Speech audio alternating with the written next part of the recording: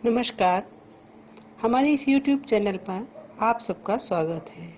विगत दिनों हम सब नौका विहार सुमित्रा नंदन पंत द्वारा रचित गुंजन काव्य संग्रह से संकलित अंश की व्याख्या पढ़ रहे थे। आज पंत के उसी नौका विहार का आनंद हम उसके आगे के अवतरणों में लेंगे। जब पहुंची चपला बीच धार, छिप गया चांदनी का कगार, दो बाहों से दूरस्थ तीर, धारा का कृश कोमल शरीर, आलिंगन करने को अधीर। चांदनी रात में नौका विहार का बड़ा ही मनोहारी चित्रण पंत जी के द्वारा प्रस्तुत किया गया है। कवि कहते हैं, जब पहुंची चपला बीच धार। जब पहुंची चपला, चपला का अर्थ है नौका। कवि कहते हैं, जब उनकी नौका गंगा की मध्य धारा में पहुंची तो छिप गया चांदनी का कगार।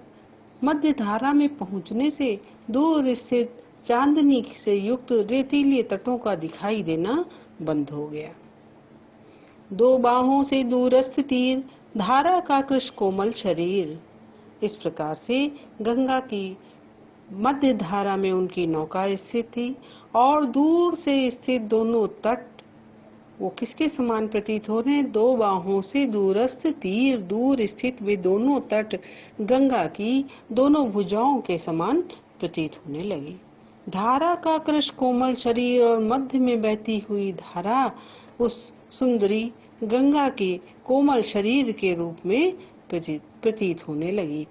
रेतीले तट के मध्य बहती हुई धारा गंगा का कोमल शरीर जो अत्यंत दुर्बल था उसके समान प्रतीत हुई और दूर स्थित दोनों तट उस गंगा रूपी सुंदरी के दोनों भुजाओं के समान प्रतीत होने लगे। गंगा का बड़ा ही सुंदर मानवीकरण के रूप में चित्रण कवि कर रहे हैं। आलिंगन करने को अधीर। कवि की नौका मध्य धारा में है, दूर स्थित दोनों तट दो भुजाओं के समान है और वो मध्य में बहती धारा उसके कोमल शरीर के रूप में प्रस्तुत की गई है। तो ऐसा लगता है वो अपनी दोनों भुजाएं फैला करके हमारा आलिंगन करने के लिए व्याकुल हो रही हो। अति दूर क्षितिज पर विटप माल, लगती भ्रू रेखा सी अराल।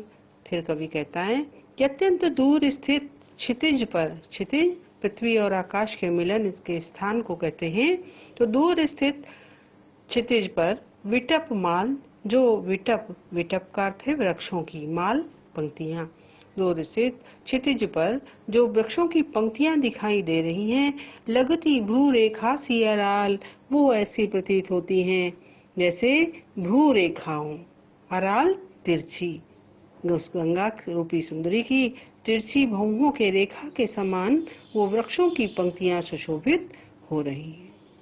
अपलक नभ नील नयन विशाल। अपलक नभ आकाश अपलक है अर्थात मेघ रहित है, स्वच्छ है। नील नयन विशाल, इसलिए वो नीला आकाश उसके सुंदर विशाल नीले नेत्रों के समान उस धारा में प्रतिबिंबित हो रहा है। माँ के उर पर शिशु सा समीप, सोया धारा में एक द्वीप। माँ के उर पर, माँ के हृदय पर, माँ के वक्ष पर, शिशु सा जैसे उसका छोटा सा बच्चा उसके हृदय पर सोया रहता है, उसी तरह वहीं समीप में सोया धारा में एक द्वीप, गंगा की उस धारा के मध्य एक छोटा सा द्वीप सोया हुआ प्रतीत होता है। मानो गंगा रूपी अपनी माँ के ऊपर जैसे एक छोटा बच्चा सोया हो, उसी के समान धारा में स्थित वो द्वीप सुशोभित हो रहा है। उर्मिल प्रवाह को कर प्रतीप। उर्मिल लहरें प्रवाह को कर प्रतीप, और गंगा की वे लहरें जब उस द्वीप से टकराती हैं तो वो द्वीप उर्मिल प्रवाह उस गंगा की लहरों के प्रवाह को वो उलट देता है, उससे टकराकर गंगा की लहरें पलट जाती हैं। वह कौन विहग क्या विकल कोक, उड़ता हरने निज विरह शोक।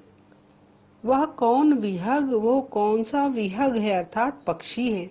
क्या विकल कोक, कोक चकवा पक्षी, उस चकवा पक्षी को क्या विकलता है, क्यों वो व्याकुल है जो बार बार उस गंगा के ऊपर उड़ रहा है, मंडरा रहा है। उड़ता हरने निज विरह शोक, वो बार बार क्यों उड़ता है? हरने के लिए। क्या हरने के लिए? निज विरह शोक, अपने विरह के शोक को, कष्ट को निवारण करने के लिए, उसे दूर करने के लिए बार बार उसी गंगा की जलधारा के ऊपर उड़ रहा है।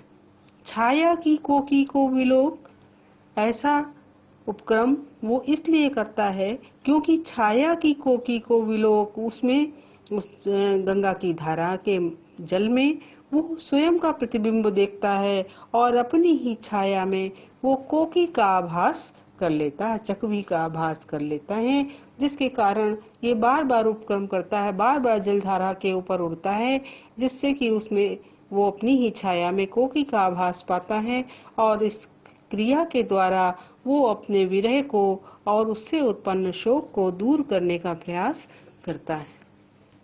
अगला अवतरण देखें।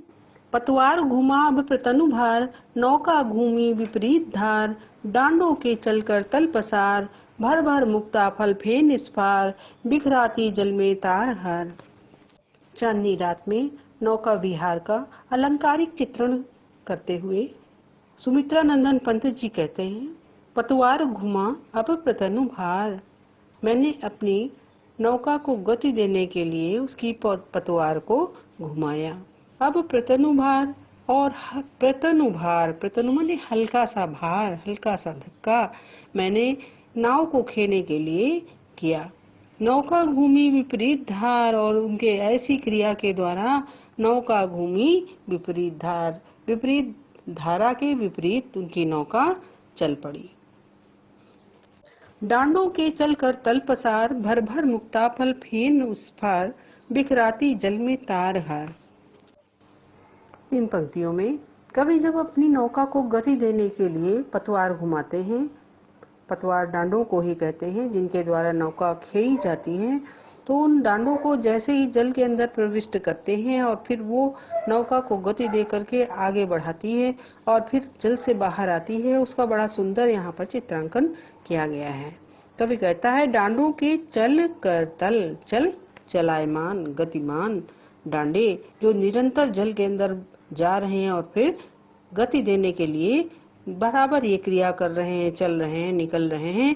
तो इस प्रकार से वे डांडे अपने करतल पसार, करतल कहते हैं हथेली को, पसार फैलाकर वे डांडे ऐसा लगता है जल के मध्य प्रविष्ट होते हैं और फिर जब निकलते हैं तो वो ऐसा लगता है मानो अपने करतल हथेली को फैलाकर भर भर मुक्ता फल फेन इस पार, उस जल से भर भर कर अपनी हथेलियों में मोती रूपी फल को जो फेने से युक्त हैं लेकर के आ जाते हैं। बिखराती जल में तार हार, और उस प्रकार से जैसे हार तार में से जब उसके हार के मोती निकल जाते हैं, बिखर जाते हैं, उसी तरह से वो जल को अपनी हथेलियों में भर करके लाती है।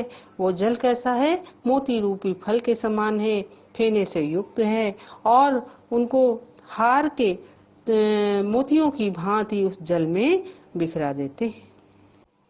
चांदी के सांपों सी रलमल, नाचती रश्मियां जल में चल, रेखाओं सी खिंच सरल तरल सरल। चांदी के सांपों सी रलमल, चांदी के सांपों के समान रेंगती हुई, नाचती रश्मियां, रश्मि नृत्य कर रही हैं, जल में चल, जल में चलायमान होते हुए। कहने का भाव क्या है कि उस गंगा के स्वच्छ जल में जब चंद्रमा की चांदनी पड़ती है, पूर्णिमा की रात्रि है, चांदनी का वर्णन किया गया है पूर्णिमा की, और उस रश्मि के पड़ने से, रश्मियां चांदनी किरणें, चंद्रमा की किरणें जब उन लहरों पर पड़ती हैं, बहुत ढेर सारी लहरें हैं और वो रेंगती हुई लहरें, गतिमान होती हुई लहरें चांदनी के पड़ने से चांदी के सांपों के समान रेंगती हुई और नृत्य करती हुई प्रतीत होती। रेखाओं से खींच तरल सरल, इस प्रकार से जल के मध्य वे लहरें नृत्य करती हुई कहीं रेखाओं के समान सरल और तरल रूप में दिखाई देती। लहरों की लतिकाओं में खिल सौ सौ शशि सौ सौ उड़ झिलमिल, फैले फूले जल में फेनिल। लहरों की लतिकाओं में, बहुत ढेर सारी लहरें हैं गंगा में जिन पर चांदनी पड़ रही है, और ऐसा लगता है जब उस जल राशि में चंद्रमा प्रतिबिंबित होता है और तारे प्रतिबिंबित होते हैं। आकाश चंद्र और तारों से युक्त है। पूरा आकाश उस जल राशि में प्रतिबिंबित हो रहा है। ऐसा लगता है लहर रूपी लता में खिल सौ सौ शशि सौ सौ उड़ झिलमिल। उड़ू तारे को कहते हैं और शशि चंद्रमा को। तो लहर रूपी लता में सैकड़ों सैकड़ों चंद्रमा और सैकड़ों सैकड़ों तारे झिलमिला उठे हों, क्योंकि जितनी लताएं हैं उतने ही तारे और चंद्रमा के प्रतिबिंब वहां पर प्रतीत हो रहे हैं। फैले फूले जल में फेनिल, फैले फूले जल में। इस प्रकार से वो फैली हुई है लता पूरे जल में, जो फैलने से युक्त है, और उसमें वो फूले हुए प्रतीत हो रहे हैं, पुष्पित से प्रतीत हो रहे हैं। अब उथला सरिता का प्रवाह लग्गी से ले ले सहज था, हम बढ़े घाट को सहोत्साह। अब उथला सरिता का प्रवाह, कवि कहता है कि मैंने अपनी लग्गी से सहज थाह ली, स्वाभाविक नाप ली, थाह ली कि जल का प्रवाह कितना गहरा है, और वो नदी का प्रवाह लग्गी से थाह लेने पर प्रतीत हुआ कि वो अब उथला हुआ है। हम बड़े घाट को सहोत्साह, तब हमें अत्यंत उत्साह की अनुभूति हुई कि अब हम घाट की ओर बढ़ रहे हैं। अगला अवतरण देखें पंत जी की इस कविता का। ये बड़ा ही महत्वपूर्ण अवतरण है। इसमें कवि का दार्शनिक चिंतन स्पष्ट रूप से दिखाई देता है। उन्होंने इस अवतरण के माध्यम से जीवन के शाश्वत सत्य का उद्घाटन किया है। जो जो लगती है नाव पार, उर्मे आलोकित शत विचार। इस धारा सा ही जग का क्रम, शाश्वत इस जीवन का उद्गम। शाश्वत है गति शाश्वत संगम, शाश्वत नव का नीला विकास। शाश्वत शशि का ये रजत हास, शाश्वत लघु लहरों का विलास। कवि नौका विहार के अपने अनुभवों का वर्णन करता हुआ कहता है कि ज्यों-ज्यों लगती है नाव पार, जैसे जैसे उसकी नौका गंगा की धारा को पार करके घाट की ओर बढ़ चली, वैसे ही उर्मे आलोकित शत विचार, कवि के मन में, उनके हृदय में सैकड़ों विचार उस नौका विहार के माध्यम से उत्पन्न हुए। इस धारा सा ही जग का क्रम, शाश्वत इस जीवन का उद्गम। शाश्वत है गति शाश्वत संगम। कवि नौका विहार के द्वारा जो उसके हृदय में दार्शनिक भाव उत्पन्न हुए हैं, उनका वर्णन करता हुआ कहता है कि इस धारा सा ही जग का क्रम, जैसे ये गंगा की धारा का क्रम शाश्वत है, उसी प्रकार से जीवन का उद्गम भी शाश्वत है। गंगा की धारा का क्रम कैसे शाश्वत है? क्योंकि ये गंगा की धारा जो है निरंतर प्रवाहित होती रहती है। उसी प्रकार से मानव का जीवन भी कभी नहीं रुकता है, वो भी निरंतर गतिशील रहता है। जैसे इस धारा का जल उद्गम स्थल से निकलकर निरंतर आगे बढ़ता रहता है, और उद्गम स्थल पर कभी जल कम नहीं पड़ता है, नया जल उसका स्थान जाने वाले जल का ले लेता है। उसी प्रकार से मनुष्य का जीवन भी कभी नहीं रुकता है, जाने वाले इस जीवन का स्थान आने वाले व्यक्ति ले लेते हैं। तो इसी धारा के समान मनुष्य के जीवन का भी जन्म मरण का चक्र शाश्वत है।